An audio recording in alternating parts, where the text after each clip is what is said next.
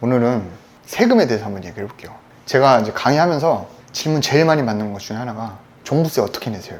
그러니까요. 지금 황금대신님은 아파트도 있지, 거기다 서울에 다중주택이 지금 3채가 있지, 거기다 보면 토지도 있지, 뭐 다양한 부동산이 있는데 진짜 종부세 얼마나 내세요? 저는 한 푼도 안 냅니다. 어떻게 해요?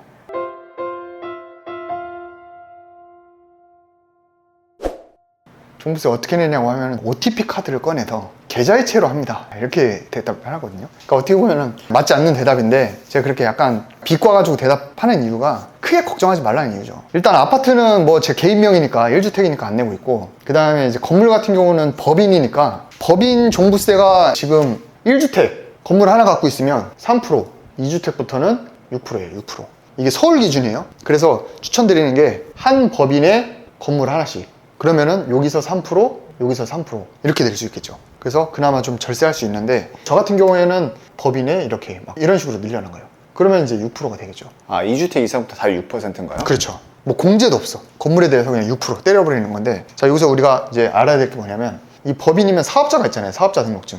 사업자 등록증에 건설업, 신축 판매업이 있다 보니까 이 건물을 지어가지고 이제 결국에 매각을 할 건데, 매각이 안 된 거다 이렇게 해서 우리가 재고자산으로 잡을 수 있어요. 건설사에서 아파트를 짓잖아요. 미분양이 날 수도 있잖아. 지어서 팔려고 했는데 안 팔린 거잖아요. 안 팔린 거에 대해서 국가에서 종부세 내라고 할 수 있어요, 없어요? 좀 어렵겠죠. 그러니까 이것도 우리가 뭐 실거주를 하거나 이런 게 아니고 결국에 이거를 팔려고 지은 거기 때문에 미분양이다, 이런 개념으로 보시면 돼요. 그러면 이제 재고자산에 대해서는 사실은 5년 동안 종부세를 안 내거든요.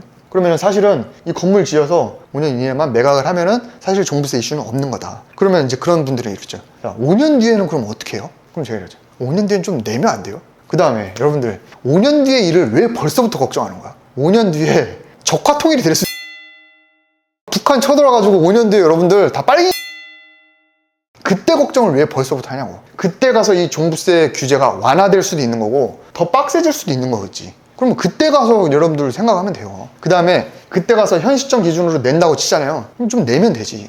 여러분들이 앞으로는 굉장히 걱정한다? 막 걱정 인형이야. 근데 5년 전은 생각 안 해. 여러분들 서울의 5년 전 땅값 한번 기억해 보실래요?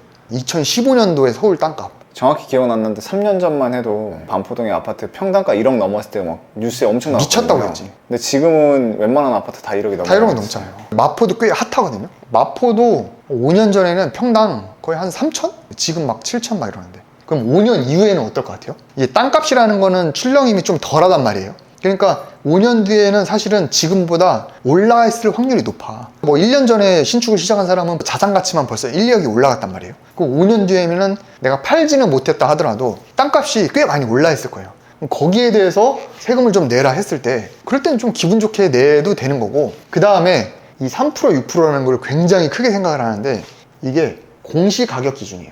그래서 실제로 우리가 땅을 사가지고 여기다 건물을 올리잖아요. 그 땅값이 10억이다. 건축비도 뭐 10억이다. 그럼 뭐 20억이 들어간 거잖아. 20억에 6%라고 생각하는데 사실은 이거 시세 대비가 아니거든요. 아파트는 막 전 정권에서 공시가를 시세랑 맞추려고 막 올렸었잖아요. 근데 이거는 사실은 이 건물의 공시가격이 나와요. 실제로 우리가 내는 세금은 그렇게 많지 않을 것이니까 일단은 첫 번째, 그때 가서 생각하면 되고, 그때 가서 내더라도 기분 좋게 낼 수 있다. 그럼 제가 한번 제 첫 번째 거 건물을 예를 들게요. 그게 2020년에 지었어요. 땅을 얼마에 샀냐? 4억 3천에 샀지. 그 다음에 건물 짓는데 비용이 얼마 들어갔냐? 이게 5억이 들어갔어요. 부대 비용 이런 거 들어가서 대충 한 10억 정도가 들어갔어요. 이게 지금 지은 지 2년이 됐거든요. 지금 현재 감정가가 얼마냐? 거의 한 8억에서 9억이에요. 땅값만. 그러면 3년이 더 지났다. 그럼 이게 얼마가 돼 있을 거야? 더 올라 있겠죠, 이거는. 그러면은 이 5년 뒤에 이 땅값만 받고 팔아도 사실 이득인 거예요. 그러면 이걸 사가는 사람 입장에서는 지은 지 5년밖에 안 된 건물이 있는데 내가 야 땅값만 주고 사가 라고 했을 때 저는 이득이라는 거지. 왜? 이미 땅값이 많이 올라 있으니까. 그러면 지금 현재 기준으로 했을 때 제가 최근에 이거를 이 공시가격을 한번 조회를 해봤거든요. 했는데 얼마였냐? 이게 4억대였어요. 만약에 내가 3년 뒤에 이걸 낸다 라고 하면 이제 6%가 되겠죠. 그러면 2,400만 원. 1년에요? 1년에. 근데 1년에 이게 얼마 올랐어요? 4억이요. 그 다음에 이거 종부세 낸 거 나중에 매각할 때 다 공제돼요, 어차피. 그럼 2호기 3호기는요? 2호기 3호기는 제가 통으로 비슷하니까 얘기할게요. 2호기 같은 경우에는 땅값을 거의 9억 가까이 주고 샀어. 건물 짓는데 7억인가 들었어요. 그 다음에 뭐 알파 해가지고 한 17억 정도 들은 것 같아요. 이건 땅값은 제가 조회는 안 해봤거든요. 이때 평당 2천 초반 주고 샀어요. 근데 이게 지금 거의 한 3천 가까이 할 거예요. 요즘 시세가. 이건 지은 지 1년 됐거든요. 뭐 땅값만 봐도 거의 못해도 11억에서 12억은 할 거예요. 근데 제가 이거를 8억 7천 주고 샀거든요. 그러니까 땅값만 봐도 벌써 1년 만에 1억 이상은 분명하게 가치는 올라갔다. 그 다음에 이거를 제가 작년에 건물 짓고 나서 그 공시가격을 조회를 해봤을 때 6억대였어요. 6억대. 6%. 3,600이. 3억이도 아마 비슷할 거예요. 한 3천 정도 될 거예요. 그러면 1억이가 아까 2,400인가 했잖아요. 1년에 종부세 1억. 5년 뒤부터.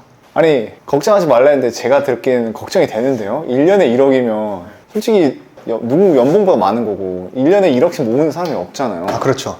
여러분들이 그래서 이 땅값이 1년만 지나도 1억 이상 오를 건 알아. 근데 그게 현찰은 아니잖아. 그쵸. 팔려야 내가 현찰이 생겨서 돈을 내는 거고 내가 갖고 있을 때는 현찰화가 안 되잖아. 그러니까 못 내는 거 아니야? 이거 못 내면 경매 넘어가니까 막 그 사기가 나오는 거 아니야? 그럼 여러분들 어떻게 하냐? 건물을 짓잖아요. 그럼 여기 누가 와서 살죠? 세입자요. 세입자가 와서 살잖아. 그럼 얘는 사는 조건으로 나한테 뭘 주죠? 보증금이요. 보증금을 줘요. 세입자가 나한테 보증금을 주죠. 여러분들 이제 5년 뒤에 되죠. 5년 뒤에. 5년 뒤에 보증금이 그대로 갈까요? 이 5년이라는 시간이면 굉장히 긴 시간이잖아요. 긴 시간인데 이제 보증금을 조금만 올려도 돈이 회수가 되니까 그 돈으로 세금을 낼 수 있겠다. 네. 여러분들이 어쨌든 신축하다 보면 이 뭐 종부세 내는 거를 생각했는데 5년이라는 시간이 있었네? 라고 지금 처음 아셨던 분들도 계실 거고 그 다음에 뭐 금리, 막 원자재값 오른 거에 대해서 막연한 두려움을 갖고 계신 분들이 계실 텐데 막상 실행을 해보면 이게 또 할만하다라는 생각이 들 수도 있어요. 직접 실행을 해봤을 때 더 느껴지고 할만하다는 생각이 들 수도 있으니까 일단 여러분들이 겉만 먹고 그냥 가만히 계시지 말고 일단은 실행을 해봤으면 좋겠습니다.